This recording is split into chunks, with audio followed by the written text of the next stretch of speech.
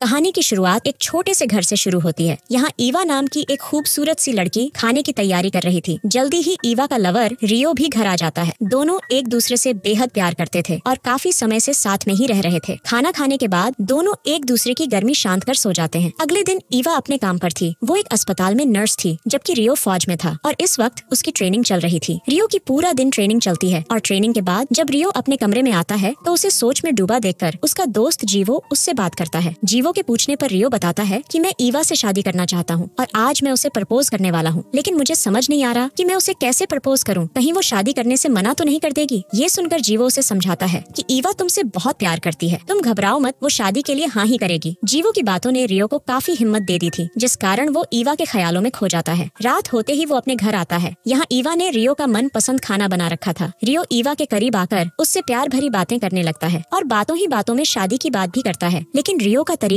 ईवा को पसंद नहीं आता, इसलिए वो उसे अच्छे से प्रपोज करने को कहती है। ईवा की बात मानकर रियो अपने घुटनों पर बैठकर उससे शादी के लिए पूछता है, जिससे ईवा बेहद खुश हो गई और इस बार वो शादी के लिए हाँ कर देती है। दोनों शादी की बात से बेहद खुश थे और इस बात का सेलिब्रेशन वो दोनों एक दूसरे का पानी निकालकर मनाते हैं। अगली सुबह जब रियो ड्यूटी पर जाने के लिए तैयार हो रहा था तो उसे एक फोन आता है। फोन पर उसे बताया जाता है कि तुम्हारे पिता को दिल का दौरा पड़ा है और वो अस्पताल में दाखिल है। इस खबर ने रियो को दुखी तो कर दिया था, लेकिन वो अपने पिता से मिलने नहीं जाना चाहता था। ईवा के पूछने पर वो बताता है कि मेरे बाप को परिवार से ज्यादा पैसे से प्यार है, इसलिए हम दोनों की बिल्कुल नहीं बनती और हम दोनों कई सालों से एक दूसरे से नहीं मिले। ईवा उसे समझाती है कि तुम्हें एक बार अपने पिता से जरूर मिलने जाना चाहिए। अगर उन्हें कुछ हो गया तो तुम्हें जिंदगी भर पछतावा रहेगा। कुछ ही देर बाद रियो अपने पिता के पास था। रियो के पिता का नाम विल था और इस वक्त वो बेहोश था। जल्दी ही ईवा डॉक्टर से बात कर वापस आ गई। वो रियो को बताती है कि अब तुम्हारे पिता खतरे से बाहर हैं। कुछ देर बाद विल को होश आ जाता है, जिसके बाद ये लोग विल को उसके घर ले आते हैं। विल का घर काफी शानदार था, जिसे देखकर ईवा हैरान हो जाती है। वो विल को बताती है कि मुझे नहीं पता था कि रियो इतने अमीर घर का बेटा है। ईवा विल से बातें कर रही थी, जबकि रियो दरवाजे पर खड़ा था। ईवा को खुश देखकर वो कहता है कि मेरे बाप को मुझसे ज्यादा इस घर से प्यार है। उसकी बातें सुनकर विल उदास हो गया, जबकि ईवा के कहने पर रियो अपने कमरे में चला जाता है। दोनों कुछ दिन यहीं रुकने वाले थे ताकि विल का ख्याल रख सकें। अपने बेटे को ईवा के साथ खुश देखकर विल भी खुश था। अगले दिन जब ईवा सब्जी लेकर घर आती है तो विल उसकी मदद करने लगता है, लेकिन इसी बीच उससे गलती से रियो का फोन नीचे गिर जाता है, जिस कारण रियो उस पर बेहद गुस्सा करता है। विल उससे माफी भी मांगता है, लेकिन रियो उसे बुरा भला कहता है। रियो का शोर सुनकर ईवा भी उनके पास आ गई, जिसके बाद रियो वहाँ से चला जाता है। रात को सोने से पहले ईवा रियो को समझाती है कि तुम्हें विल से ऐसे बात नहीं करनी चाहिए थी। रियो अभी भी बेहद गुस्से में था। वो ईवा को बताता है कि आज तक उसके पिता ने उसकी तरफ ध्यान नहीं दिया। वो हमेशा घर से बाहर ही रहता था। मेरी माँ उसका इंतजार करती करती मर गई, लेकिन वो पैसे कमाने में ही लगा रहा। विल ने भी उसकी बातें सुन ली थी। अगली सुबह जब रियो अकेला बैठा था तब विल उसके पास आकर उससे माफी मांगता है। वो उसे बताता है कि मेरा बचपन काफी गरीबी में बीता था, लेकिन जब तुम मेरी जिंदगी में आए तो मैं तुम्हें दुनिया की हर खुशी देना चाहता था, इसलिए मैं दिन रात पैसे कमाने में लग गया ताकि तुम्हारी हर इच्छा पूरी कर सकूं। मगर अच्छी जिंदगी देने के चक्कर में मैं तुम्हें समय ही नहीं दे पाया। विल की बातें सुनकर रियो भी उसकी हालत समझ गया और उसे गले लगाकर सारे गिले शिकवे दूर कर लेता है। कुछ देर बाद तीनों साथ में खाना खाने लगते हैं। रियो और विल के बीच सब कुछ ठीक हो चुका था, इसलिए तीनों बेहद खुश थे। खाने के बाद रियो बताता है कि उसे अभी वापस जाना होगा, क्योंकि उसकी टीम को एक जरूरी मिशन पर जाना है। ये मिशन बेहद खतरनाक होने वाला था। इसमें फौजियों की जान भी जा सकती थी, इसलिए रियो जाने से पहले अपने पिता और ईवा के साथ समय बिताना चाहता था। रात को वो ईवा की गुफा में धमाके भी करता है, क्योंकि हो सकता है कि ये रियो की ईवा से आखिरी मुलाकात हो, इसलिए ईवा भी बहुत प्यार से उसकी गर्मी शांत करती है। अगली सुबह रियो तैयार होकर पहले अपने पिता से मिलता है और फिर ईवा से विदा लेता है। रियो ने ईवा को अपने पिता के पास ही छोड़ दिया था ताकि उसके जाने के बाद ईवा विल का ख्याल रख सके। जल्दी ही दोनों से मिलकर वो चला गया। रियो को गए हुए कई हफ्ते हो गए थे, लेकिन अभी तक रियो की ईवा से कोई बात नहीं हुई थी, जिस कारण ईवा को उसकी फिक्र होने लगी थी। ईवा को परेशान देखकर उसकी दोस्त माया उसे समझाती है कि रियो अपने मिशन में बिजी होगा, उसे जब भी समय मिलेगा तो वो तुमसे जरूर बात करेगा। दोनों अभी बात कर ही रही थी कि तभी ईवा को रियो का फोन आता है, मगर खराब सिग्नल के कारण दोनों की अच्छे से बात नहीं हो पाती। भले ही दोनों की बात नहीं हुई थी, लेकिन इस फोन से ईवा को ये पता चल गया था कि रियो बिल्कुल ठीक है। इतने में दोनों के पास सैम नाम का डॉक्टर आता है। वो ईवा को पसंद करता था, लेकिन ईवा रियो से शादी करने वाली थी। शाम को जब ईवा घर में काम कर रही थी तो घर में सोनिया नाम की लड़की आकर उससे विल के बारे में पूछती है। सोनिया विल की लवर थी और वो उसका हाल चाल पूछने आई थी। सोनिया को ईवा से मिलवाकर विल उसे अपने कमरे में ले आता है, जिसके बाद सोनिया उसकी सवारी करने लगती है। उधर रियो अभी भी अपने मिशन पर था, जबकि इधर घर पर ईवा और विल उसका इंतजार कर रहे थे। कुछ देर बाद ईवा अस्पताल में थी। सैम आज भी उसके लिए नाश्ता लेकर आया था, जिसे देखकर ईवा उसे साफ साफ समझा देती है कि मैं रियो से प्यार करती हूँ और उसी से शादी करूंगी, इसलिए हम दोनों सिर्फ दोस्त बन सकते हैं। इस इससे ज्यादा कुछ नहीं। दूसरी तरफ सोनिया फिर से विल से मिलने आती है। जवान ईवा से मिलकर उसे विल पर शक होने लगा था कि कहीं उन दोनों के बीच कुछ शुरू ना हो जाए, इसलिए वो रोज विल के पास आकर उसका पानी निकालने लगी थी ताकि विल उससे खुश रहे। इधर ईवा और विल अपने अपने काम में बिजी थे, जबकि उधर रियो की टीम पर दुश्मनों ने हमला बोल दिया था, जिसमें रियो और उसके सभी साथी मारे जाते हैं। रियो की मौत से ईवा और विल बेहद दुखी होते हैं। पूरे घर में मातम छा गया था। ईवा इस घर में रियो के कारण रह रही थी, लेकिन जब वो नहीं रहा तो ईवा अपना सामान लेकर घर से जाने लगी, मगर विल उसे वहीं रहने को कहता है। रियो की मौत से ईवा सदमे में थी। विल को डर था कि ईवा खुद को नुकसान पहुंचा सकती है, इसलिए वो उसे रोक लेता है। रियो के जाने से ईवा पूरी तरह टूट गई थी। वो पूरे दिन नशे में रहने लगी थी, क्योंकि वो जब होश में होती थी तो उसे रियो की याद सताने लगती थी। एक दिन उसने कुछ ज्यादा ही पी ली थी, जिस कारण विल उसे उठाकर उसके कमरे में लाता है। नशे में होने के कारण ईवा को विल की जगह रियो नजर आने लगा था, इसलिए वो उसे खींचकर उससे प्यार करने लगती है। उसका खूबसूरत बदन देखकर विल मदहोश सा हो गया, मगर जल्दी ही वो खुद को उससे दूर कर लेता है, क्योंकि ये गलत था। अगली सुबह नाश्ता करते करते ईवा अपनी गलती के लिए माफी मांगती है। विल उसकी हालत समझता था, इसलिए वो उसे सब भूलने को कहता है। कुछ दिनों बाद ईवा ने खुद को संभाल लिया था। वो विल का अच्छे से ध्यान रखने लगी थी ताकि उसे रियो की कमी महसूस न हो। दोनों एक दूसरे के साथ काफी समय बिताने लगे थे। विल उसे रियो के बचपन की बातें बताता, जबकि ईवा उसे रियो की जवानी के किस्से सुनाती थी। कुछ दिनों बाद रियो का जन्मदिन था। ईवा ने रियो का मनपसंद खाना बनाया था, लेकिन खाने के लिए रियो जिंदा नहीं था, इसलिए वो दोनों उदास हो गए। दोनों एक दूसरे के करीब आकर एक दूसरे को शांत कराने लगे, मगर देखते ही देखते दोनों इतने करीब आ जाते हैं कि दोनों खाना छोड़कर विल के बेडरूम में पहुंच जाते हैं। रियो के जाने के बाद ईवा की गर्मी उसके दिमाग पर हावी हो गई थी, जबकि विल तो पहले ही उसका बदन देखकर पागल था। वो बस रियो के कारण खुद को रोक रहा था। अब ईवा बड़े प्यार से उसकी सवारी करती है और विल भी फुर्सत से उसकी प्यास बुझाता है। अगली सुबह ईवा को एक फोन आता है, जिससे उसे पता चलता है कि रियो जिंदा है और वो एक अस्पताल में है। रियो के जिंदा होने से दोनों खुश भी थे और दुखी भी, क्योंकि दोनों ने वो कर दिया था जिसके बारे में रियो सोच भी नहीं सकता। जल्दी ही ये दोनों रियो के पास अस्पताल में पहुंच गए। डॉक्टर उन्हें बताता है कि इसे बुरी तरह टॉर्चर किया गया था। जब दुश्मनों को लगा कि रियो मर गया तो वो लोग इसे जंगल में छोड़कर भाग गए और उनके जाने के बाद किसी ने रियो को अस्पताल पहुंचा दिया। रियो के ठीक होने पर उसे घर लाया जाता है। वो शारीरिक रूप से तो पूरी तरह ठीक था, लेकिन मानसिक रूप से अभी भी बीमार था। दुश्मनों ने उसे इतना टॉर्चर किया था कि वो छोटी छोटी बातों से चिढ़ने लगा था। एक दिन ईवा और रियो आराम से बैठे प्यार भरी बातें कर रहे थे कि इसी बीच रियो को अजीब से भरम होने लगे। ईवा समझ गई कि रियो को दौरे पड़ने लगे हैं। इस बात का एहसास जैसे ही रियो को हुआ तो वो उदास होकर अपने कमरे में चला गया, जबकि ईवा परेशान हो गई थी। शाम को जब सोनिया विल से मिलने आती है तो उसे पता चल जाता है कि विल और ईवा का चक्कर चल रहा है। विल उसे समझाने की कोशिश करता है, लेकिन वो गुस्से में रियो के पास आकर उसे बता देती है कि तुम्हारी ईवा का किसी लड़के के साथ चक्कर चल रहा है। ये सुनकर रियो को बहुत गुस्सा आ गया और गुस्से में उसने अपनी गन निकाल ली। विल उसे समझाता है कि ऐसा कुछ नहीं है, लेकिन वो नहीं मानता। कुछ देर बाद रियो ईवा के अस्पताल में था। यहाँ उसकी नजर सैम पर पड़ती है। उसे सैम पर शक होने लगा और वो गुस्से में आकर उस पर गन तान लेता है। ईवा किसी तरह उसे समझाकर घर तो ले आती है, लेकिन साले रियो का गुस्सा अभी तक शांत नहीं हुआ था। वो दारू पीने एक बार में आ जाता है और पूरी रात घर से बाहर ही गुजारता है। रियो के घर न होने के कारण ईवा को उसकी फिक्र होने लगी थी। उसे परेशान देखकर विल उसके पास आता है। देखते ही देखते दोनों एक दूसरे को पहले किस करते हैं और फिर वहीं पर धमाके भी करने लगते हैं। इस दौरान रियो भी घर आ जाता है, लेकिन उसके आने तक ये दोनों अपना काम खत्म कर चुके थे। रात को जब ये तीनों खाना खा रहे थे तो रियो उन्हें बताता है कि जब वो दुश्मन की कैद में था तो उन सालों ने उसके साथ क्या क्या किया, उसे कैसे कैसे तड़पाया। यही सब बताते बताते वो अचानक अपनी गन निकालकर अपने बाप और ईवा पर तान लेता है, क्योंकि उसने उन दोनों को साथ में देख लिया था। विल और ईवा उसे समझाने की बहुत कोशिश करते हैं, लेकिन वो उनकी कोई बात नहीं सुनता। वैसे तो रियो उन दोनों को मारना चाहता था, लेकिन कहानी के आखिर में वो खुद को ही गोली मार लेता है और इसी के साथ इस कहानी का यही अंत हो जाता है।